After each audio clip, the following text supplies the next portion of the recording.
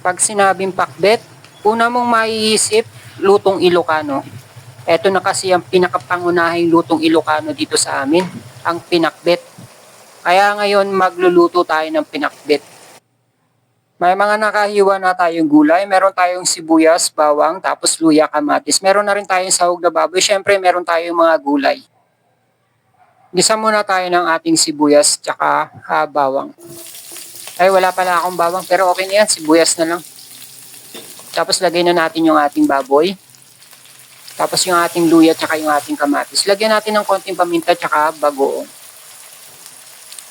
Tapos lalagyan natin ng konting tubig. Tatakpan lang natin at pakukuluin. Pag okay na siya, lagay na natin yung ating mga gulay. Hahalu-haluin lang natin siya habang umilalim yung ating mga gulay. Tsaka lalagay na natin yung ating siling Iloco. Tapos tatakpan lang natin. Pag okay na uli, halo-halo lang. Tatakpan natin ng konti, pakukuluin, tapos pag okay na, yan na yung ating pakbet Ilocos. Napakasimpleng lutuin. Ito na yung ating pakbet Ilocos, napakasimple pero napakasarap. Mangan tayo na ding.